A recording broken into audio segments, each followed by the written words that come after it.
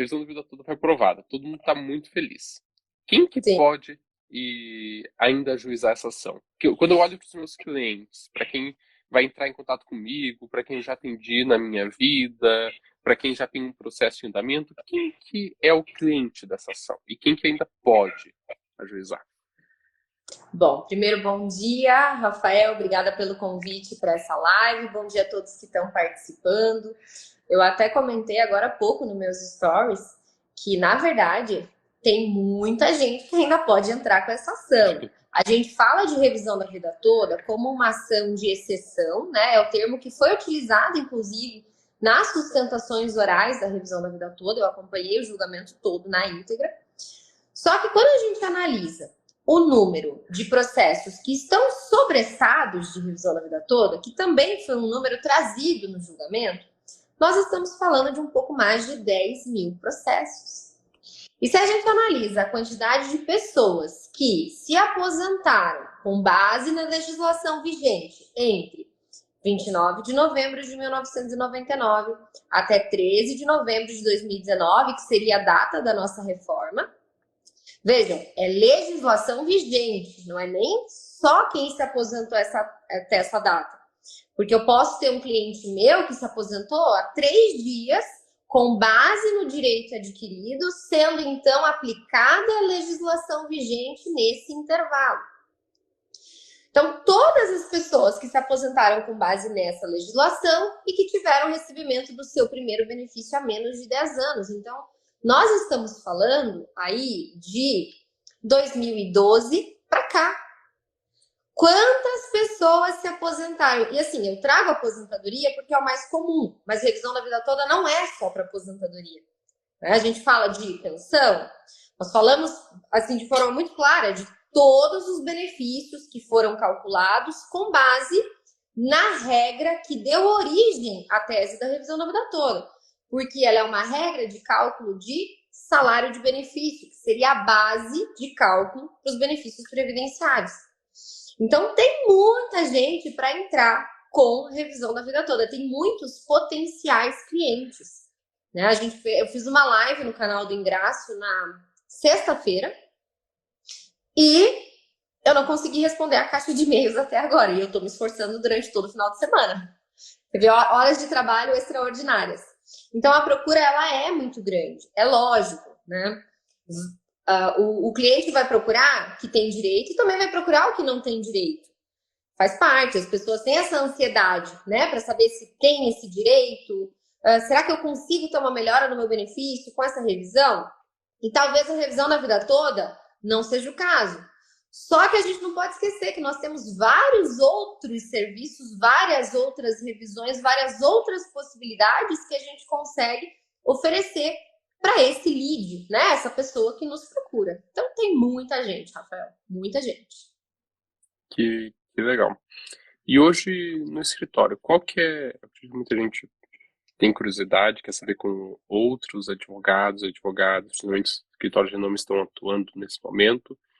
Nesse escritório, qual que é o foco de cliente? Qual que é o cliente que está sendo dado foco nesse momento para fechar contrato, para prospectar? Como é que está sendo? O cliente do momento, a gente fez uma adaptação de acordo com a procura. Por quê? Tudo é reflexo. Então, assim, o posicionamento do escritório vai interferir no perfil de cliente que vai te procurar. E é por isso que a gente tem que sempre estar muito atento, né? A quais são as características daquela pessoa que procura, quais são as características daquele cliente que te contrata. Porque, certamente, se ele está fechando com você, é porque a tua comunicação está sendo direta com ela. Então, hoje, o nosso foco, nós falamos de diretores, de empresários, né? Pessoas que, quando a gente vai analisar um CNIS, a gente se depara com salários que eu não fazia nem ideia que teriam salários como empregado, né? Empregado CLT, diretores de grandes empresas, tem os empresários também, mas os que estão como empregados CLT em altos cargos dentro de empresas multinacionais. Então, hoje tem sido o nosso foco, uma grande procura pelo planejamento previdenciário. E agora que nós estamos fazendo aí 3 anos, já completamos, na verdade, 3 anos da reforma da Previdência, a consciência dos segurados, a consciência das pessoas sobre revisão da vida toda, não, né? Sobre planejamento previdenciário, ela é muito maior. As pessoas já estão entendendo que não é só entrar e fazer o pedido da aposentadoria, como eu brinco nas lives, né? Não é só entrar no meu INSS e apertar um botão e esperar que vai ter a melhor aposentadoria, porque isso não vai acontecer. Então, hoje, esse é o perfil de cliente que nós temos dado foco. Diretores, empresários. Claro que existem vários outros perfis de clientes, mas, no geral, analisando assim por fechamento, por conversão, sem sombra de dúvidas, é esse perfil de cliente. E você sentiu que pós-julgamento, que foi recente, na semana passada, já começou a aumentar a ter uma procura do aposentado, das pessoas que potencialmente têm direito? Elas já estão indo atrás ou ainda é muito tímido? Muito, aumentou muito. Porque hoje a gente vive um momento diferente, tá? Os segurados, eles são muito mais informados. Então, para você ter uma ideia, eu acompanhei os 2 dias de julgamento, né? A gente teve a sessão suspensa para terminar o julgamento na quinta-feira. Eu acompanhei os 2 dias. Quando eu estava ouvindo, e antes mesmo de encerrar a sessão, né, quando a ministra já começou ali a dar sinais que ela iria manter seu voto favorável, que a gente manteria aquele placar de 6-5, eu já comecei a receber mensagens no WhatsApp. Tanto de clientes que são já clientes do escritório de revisão da vida toda, então assim, eles mandando, doutora, ganhamos, e agora? Como de potenciais clientes que já foram analisados, porque a gente tem muito disso também. Eventuais situações em que foi analisado e que foi verificado que existia um direito, mas por medo de pagar custas do processo, de pagar uns honorários de sucumbência, né? Porque quanto mais altos atrasados, maior era o risco em perder a ação, e daí se não tivesse justiça gratuita ia ter que arcar com aquilo. Então muitos optaram por aguardar. Então assim, foi imediato. E ao longo desse final de semana, sábado, domingo, de noite, de manhã, assim, não tem horário. Eu só ficava recebendo as notificações na caixa de e-mail e no meu Instagram também, que o meu foco no meu Instagram é falar com advogados, né? Diferente do YouTube, do canal do YouTube do Ingraço. Então, aumentou muito a procura, tá? Muito. Perfeito. E quando chega um cliente interessado, qual que é o primeiro filtro que faz para saber eu faço cálculo, não faço cálculo, eu já começo fazendo cálculo, quando que vai atrás de documentação? Como que você vai definindo o perfil de quem faz sentido o escritório dedicar mais tempo, ou quem faz sentido talvez buscar outra demanda dentro do próprio escritório, ou já avisar que provavelmente não tem direito? Como que é feito isso? Tá. São critérios objetivos, né? Então, primeiro, que está muito relacionado ao cálculo da revisão da vida toda. O primeiro deles é verificar se a pessoa tem salários antes de julho de 94. Já começa por aí, porque se não tem salários, a revisão da vida toda perde completamente o sentido. Isso tanto pode ser perguntado ali para o cliente ou feito uma análise da documentação para ver se tem um registro. Né? Não dá para confiar cegamente no que o CNIS diz, porque a gente sabe que períodos antigos é muito comum de não aparecerem no CNIS. Então, é fazer um estudo, entender, tá, mas quando que você começou a contribuir? Porque se foi depois, não adianta, não importa se aposentou há menos de 10 anos e se é direito adquirido. Não importa. Então, esse é um dos primeiros passos. Segundo, é verificar desde quando essa pessoa recebe o benefício. Por quê? Porque existe o prazo decadencial na revisão da vida toda. Esse prazo ele não vai incidir da data do pedido, ele vai incidir da data de recebimento do primeiro benefício. E como que descobre essa data? Como é que eu descubro quando o cliente às vezes não lembra? O que eu faço para saber qual que é essa data? Tem que verificar o histórico de créditos ou extrato de pagamento do benefício, porque lá vai aparecer quando foi o recebimento do exemplo. Às vezes o cliente só teve um processo administrativo. né? Ou às vezes teve um processo judicial, mas independente, tá? Se foi administrativo ou judicial, essas informações a gente consegue pelo INSS, né? Então tem que verificar ali quando foi concedido, tá? Porque quando foi concedido é em data muito próxima que teve o recebimento do primeiro benefício de fato, tá? E aí a partir desse primeiro benefício vai fazer a contagem que está lá na Lei 8.213, né? Que é do artigo 103, inciso 1º da Lei de Benefícios. 10 anos contados a partir do primeiro dia do mês subsequente ao recebimento do primeiro benefício. Tá? Então, verificar se está dentro desse prazo de 10 anos. Menos de 10 anos? Ok, então, eu tenho salários antes de julho de 94 e eu tenho um benefício que está dentro do prazo decadencial. Quais benefícios? Aposentadoria, pensão por morte, aposentadoria por invalidez, benefício por incapacidade, né, que todos eles consideram média dos 80% maiores salários desde julho de 94. Tá? Então, esse vai ser o primeiro filtro. Tinha um terceiro filtro, tá, que antes eu entendia que ele já nos dava uma luz, mas hoje eu já vejo que não. Que é a questão de altos salários, né? Porque a gente sempre, quando fala em revisão da vida toda, pensa, não, vai ser bom se a pessoa tiver altos salários antes de julho de 94. Mas nem sempre. Por quê? Porque antes da reforma a gente tinha o divisor mínimo, né? Não esse divisor que a gente conhece hoje, mas aquele divisor que estava relacionado ao período decorrido, aquele prazo entre julho de 94 até a data de entrada do requerimento. E revisão da vida toda, o que ela faz? Ela afasta divisor mínimo. Então, se estiver diante de uma carta de concessão, né? E lá embaixo no cálculo verificar que houve aplicação de divisor mínimo, tem muita chance que a revisão da vida toda beneficie, ainda que os salários anteriores não sejam mais altos, né? É comum isso de grandes salários, altos salários para bancários. Mas não é para todo mundo que isso é uma realidade. Mas divisor mínimo, né, se aplicava em boa parte das aposentadorias. E aí, quando você afasta esse divisor, você consegue ter uma média real, né? Você não tem essa perda por causa do divisor. Então, é mais um ponto. Verificar na carta de concessão se houve aplicação de divisor mínimo. Esses são os primeiros passos, né? Se não se enquadra, né? Se não se enquadra, foi há mais de 10 anos, não tem salários, não teve divisor, a gente não está diante de um potencial caso de revisão da vida toda. Tá?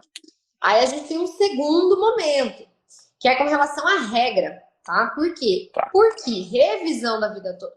Vai falar alguma coisa? Não, só estava ouvindo. Porque revisão da vida toda, ela está pautada na lei antiga, na lei 9876, que tinha vigência até a data da reforma da Previdência, que alterou o cálculo do salário de benefício. Por isso que, quando a gente fala de revisão da vida toda, só se aplica às aposentadorias concedidas com base nas regras antigas, regras de direito adquirido. Então, eu tenho que analisar. Primeiro, se essa pessoa se aposentou com base no direito adquirido, ótimo, é mais fácil, né? Eu já sei que está dentro de uma regra que é possível. Agora, se essa pessoa se aposentou por uma regra de transição, ainda assim eu não posso descartar. Por quê?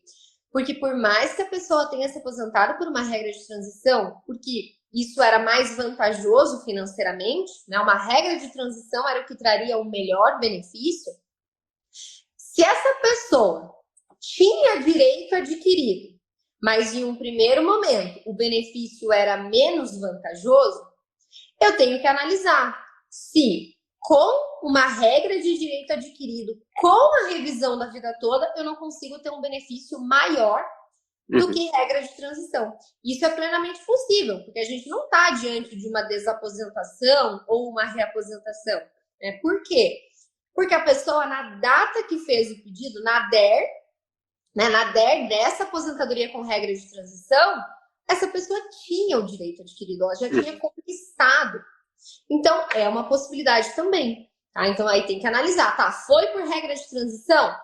Eu vou precisar, então, da documentação. Eu preciso verificar ali, pelo menos, tempo de contribuição para entender se até 13 de novembro de 2019 houve implemento de requisitos para uma regra de direito adquirido. Porque se houve, aí eu vou ter que calcular a revisão da vida toda para ver se isso vai ser mais benéfico do que a regra de transição. Legal. E tem. E quando. O que. Então a gente tem esses requisitos para entender se o cliente tem direito ou não.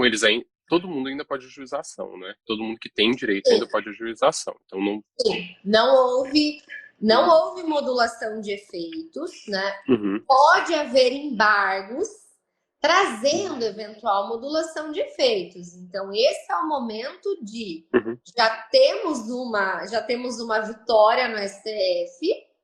Eu entendo que esse é o momento de ajuizar, porque depois pode vir uma modulação de efeitos. Mas quem ingressou com a ação. E se vier uma modulação, a gente não sabe qual vai ser a data fixada nessa modulação, né? Então, pode ser que a data seja a data da decisão da modulação. Então, se entrou antes. Assim, quando a gente fala em modulação, tudo pode acontecer. Pode impactar nos atrasados, pode impactar na data de quem vai poder dar entrada. A gente vai ter que aguardar. Mas o que a gente tem hoje é uma vitória na revisão da vida toda que possibilita o ingresso de ação. E a Eduarda perguntou: qualquer valor vale a pena para a revisão da vida toda? Ou não? Tem valores que não recomendo o cliente fazer? Ou tem valores que não fazem sentido para o escritório fazer? Olha, eu li ali, né? A partir de qual valor você considera positiva? Eduarda, veja, positiva, né? Se a gente levar em consideração só positiva, R$1 de diferença é uma revisão positiva. Mas aí a pergunta ela tem que ser um pouco mais profunda, que é a partir de que diferença vale a pena fazer o fechamento de contrato? Né? Porque revisão na vida toda, em que pese seja uma ação que já tem uma tese fixada no STF, existe todo o trâmite do processo. Né? Nós falamos de uma ação judicial inicial, contestação, réplica, alegações finais, sentença, liquidação de sentença. Né? É uma ação, tem todo o trâmite. Então, você tem que calcular, tá? E estipular com base na sua realidade o que vale a pena. Então, para mim vale a pena só fechar se a diferença na renda mensal atual, né, ou na RMI, enfim, for acima de R$300. Por quê? Porque eu estou levando em consideração o meu modelo de contrato de honorários. Porque assim eu não tenho um prejuízo no meu escritório. E eu preciso também ter saúde financeira do escritório, né? Ou, eventualmente, o que eu vi há poucos dias, o que eu estava pensando há poucos dias, possibilidade de, ao invés de fazer o fechamento com base na diferença de renda, né, no implemento de renda que vai ter, considerar o valor de renda atualizada. Então, o contrato, ao invés de ser 30% do retroativo, mais a diferença dos 3 ou 4 primeiros benefícios, como é uma diferença baixa, eu vou fazer um contrato com 30% dos atrasados, mais 2 rendas integrais reajustadas. Isso é uma possibilidade. Eu entendo que, independente do modo que for estipular, é válido entrar com a ação, tá? É válido entrar com a ação. Os períodos antes de 81 que não constam no CNIS, o pessoal está perguntando aqui. Como é que é feito? Como é que é analisado? É cobrado a mais? Não é cobrado a mais? Qual que é a abordagem? Pode impactar muito? Impacta pouco? Pode, tá? Pode impactar sim. Tem que verificar os salários. Não tem como, tá? Ajuizar a ação de revisão da vida toda no escuro, sem saber o impacto que aquilo vai trazer para o segurado. Então, assim, se eu tenho um cliente que ele tem vários períodos anteriores a 82, né? Porque que nisso atrás salários a partir de janeiro de 82.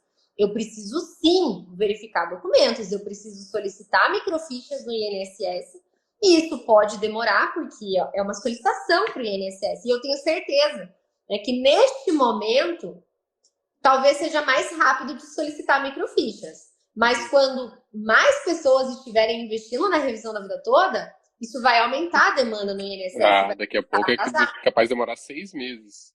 Exato. Um ano para conseguir microficha. E aí é muito arriscado. Não dá para entrar sem saber os valores. Então precisa sim, tá? Precisa ter. Agora, se não tem ali, não tem nada de informação, eu acho temerário, tá? Entrar. Quando é um segurado que tem carteira de trabalho, dá para considerar com base nas alterações salariais, né? Porque você vai verificar qual era a remuneração no início e vai para as alterações salariais, para ir acompanhando, né? Como foi a evolução. Ó, eu vou aproveitar e fazer um merchan aqui do cálculo jurídico. A Letícia perguntou: os valores de salário de contribuição precisam ser vantajosos, tendo em vista a moeda e cruzado, como saber se serão vantajosos, serão bons salários? O cálculo jurídico tem duas calculadoras. Uma delas é um calculativo, uma delas é a calculadora de estimativa, que o objetivo dela é você conseguir estimar se faz sentido ou não entrar com uma ação para aquele cliente, ainda que você não conheça os salários nesse momento. E lá você pode falar, ó, imaginando que de 70 a 81 ele contribuiu com um teto, quanto que seria a revisão da vida toda? Aí você tem um cenário, bom, se ele mesmo contribuindo com o teto não teria direito à revisão da vida toda, então significa que em nenhum momento faz sentido entrar com a revisão da vida toda. Agora, se ele contribuiu com o teto, então talvez faça sentido. E daí você pode utilizar isso numa abordagem de entrevista inicial, porque como que você ganhava no início da tua carreira? Você lembra mais ou menos quantos salários mínimos? Que normalmente as pessoas vinculam, elas sabem quantos salários mínimos elas ganhavam por faixa, por cada faixa. E depois a gente tem o cálculo completo, que eu sei que a Cerise usa, inclusive a Cerise é minha irmã, se não usasse ia ficar feio pro teu lado. Mas que tem a calculadora completa do cálculo jurídico. Você pode fazer o cálculo para ajuizar. Daí sim, o cálculo com os valores corretos, os valores já pesquisados, já com a referência na carteira ou nas microfichas, para ter. E esse cálculo, às vezes, quando esse cálculo precisa analisar as carteiras ou documentos extras antes de 81, ele é um cálculo que exige uma atenção redobrada ali do advogado para ele escolher o que ele quer usar de valor. Né? Então, daí sim, esse cálculo vai ser ajuizado. Então, se você está nesse momento de decidir se vai ou não buscar a documentação, esse cálculo por estimativa faz muito sentido, tá bom? Então, aqui, ó, quem não assina o cálculo jurídico, lá tem o cálculo da revisão da vida toda, tem as duas possibilidades de índices que existem, tá? Uma é mais vantajosa, com uma interpretação positiva para os índices antes de 91, outra é uma interpretação mais clássica, e menos vantajosa dos índices, e tem treinamento sobre a revisão da vida toda, como você faz o cálculo no programa, tem curso, tem vários treinamentos, a gente está fazendo vários treinamentos ao vivo para você saber fazer a revisão. Qualquer peculiaridade da revisão você conseguir calcular lá dentro do cálculo jurídico, tá bom? Como que... Letícia, você pode pedir para o suporte como calcular o valor da causa, tá bom? E eu acho que tem treinamento sobre calcular o valor da causa, ou vai ter um treinamento amanhã sobre isso, tá, Letícia? Um treinamento ao vivo. Eu não tenho certeza se já foi ao ar, se está sendo agora, que tá tendo um treinamento ao vivo da revisão da vida toda agora, lá no CJ, para os assinantes, ou se vai para o ar um treinamento amanhã sobre como calcular o valor da causa, tá bom, Letícia? E a Cerise é minha irmã, sim. Minha mãe, não. Rafael Beltrão, Cerise Beltrão. Só quem é advogado, por exemplo. A ideia é que só quem é advogado, José. O software é inteiro feito para advocacia, tá bom? Então a gente não orienta alguém que não seja advogado ou que não esteja numa área, por exemplo, eu não sou advogado, mas eu presto serviço de cálculo para advogados. Então tá ótimo, você está capacitado a usar. Mas ele não é feito para o usuário, para o cliente final da advocacia, que é para o aposentado, por exemplo. Ele não é feito para aposentado usar. Ele é feito para profissionais e com especialistas em cálculo, especialistas em pareceres jurídicos, especialistas na parte jurídica usar. Tá bom? Isso. Eu vou trazer mais uma pergunta da Janaína aqui, Celise. Acho que ela já sai um pouquinho do tema da nossa da nossa live, mas eu acho que é uma pergunta interessante, tá bom? Eu já vi várias pessoas perguntando isso, tá bom? Uhum. Se eu posso colocar mais algum pedido junto com a visão da vida toda, por exemplo, averbar atividade especial. Posso utilizar a ação agregando atividade especial? Então, eu posso averbar alguma coisa ou pedir mais algo junto com a revisão da vida toda?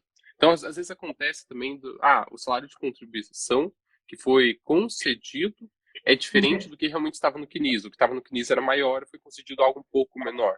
Eu Uhum. posso discutir isso já na revisão nessa ação? Eu entendo que é melhor ações separadas, tá? Porque a gente está Uhum, tratando de assuntos distintos. Revisão da vida toda é uma revisão de direito, né? Uma revisão de direito para inclusão de salários e extensão do período básico de cálculo. Outra coisa é uma revisão de fato, onde a gente está tratando de inclusão de períodos especiais. Claro, agora que nós temos essa decisão do STF, o cenário muda um pouco, por quê? Porque qualquer ação que pedisse revisão da vida toda e mais outra coisa ficaria sobrestado. Agora que os processos eles voltam a correr com decisão, claro, depois que transitar em julgado, né? Depois que tiver a decisão do STF, STF não, isso, depois que transitar, voltam a correr, mas ainda assim, eu entendo que ações separadas, tá? No meu escritório, farei por ações separadas. perfeito. Eu vou trazer algumas perguntas que eu nem vi que tinha perguntas aqui. Eu não sou muito expert em usar Instagram, não, gente. Agora, eu vi que tinha um sinalzinho aqui, porque eu que quero, eu vi que algumas pessoas mandaram perguntas. A Eliane falou que está amando o CJ. No último cálculo de aposentadoria rural, os valores bateram certinho com o do INSS. Obrigado. O software tem uma precisão muito grande. A gente tem auditorias internas para garantir a precisão do software. Mas o cálculo do INSS também dá errado, gente. Então, não bater, não necessariamente o CJ está errado. A gente pega bastante disso. Tá? Então, o cálculo do INSS ele vem errado por algum motivo. E tem, principalmente pós-implementação das regras da reforma, então teve vários tipos de erros acontecendo em concessões, erros de cálculo mesmo, tá? Nas concessões do INSS. Quando os valores de remunerações da CTBS são menores que no CNIS, usa-se o valor do CNIS?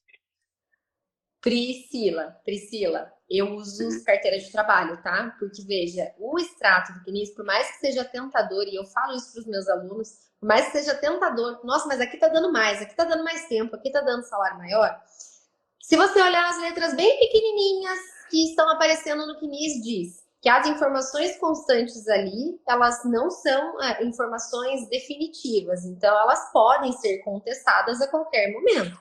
Carteira de trabalho, se ela está legível, se ela é uma carteira que é válida como prova, ela pode sim reduzir salário e pode eventualmente reduzir salário ou reduzir tempo. Só que, lógico, o que tem que verificar também, tá?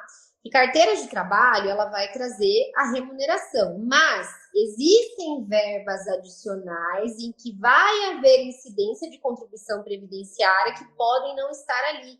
Por exemplo, se a pessoa tem bonificação, agora eu não me recordo se esse é o termo correto, tá? Mas se ela tem valores adicionais que ela recebe, além daquilo que é o salário base dela, a contribuição vai incidir naquele valor. Então, você tem que investigar isso. Se essa divergência é por um erro, tá? Ou a divergência é porque existem valores adicionais de fato que o segurado recebia. Se a revisão da vida toda precisa de... Não precisamos requerer revisão no âmbito administrativo.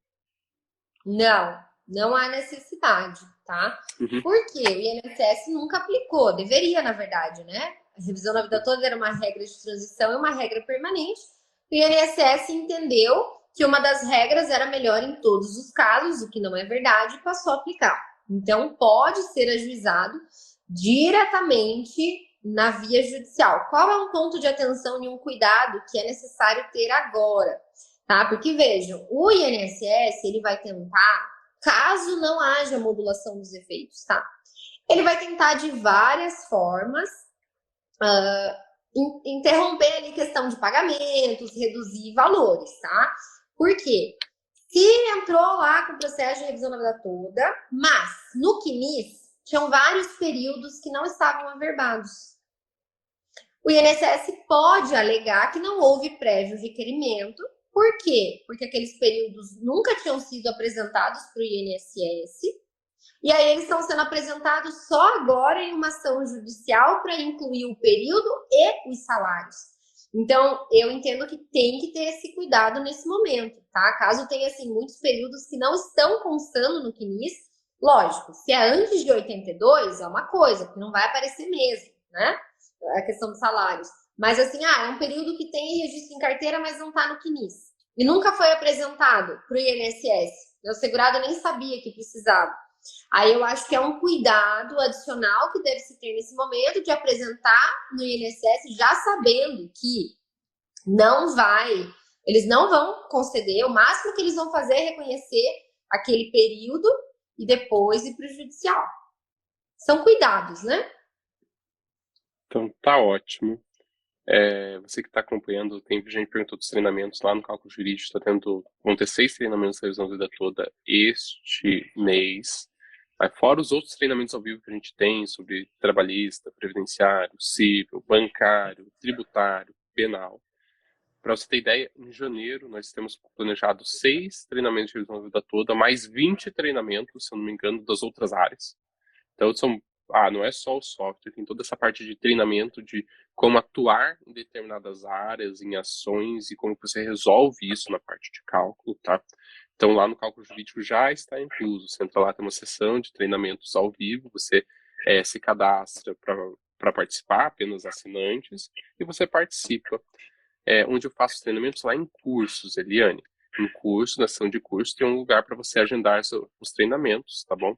A gente mandou os treinamentos da revisão do vida toda por e-mail, então vai estar lá no e-mail, e a gente vai colocar no site, dentro do Cálculo Jurídico, acredito que entre hoje e amanhã também. Como foi algo que a gente definiu rápido, a gente mandou por e-mail e depois vai entrar no site também.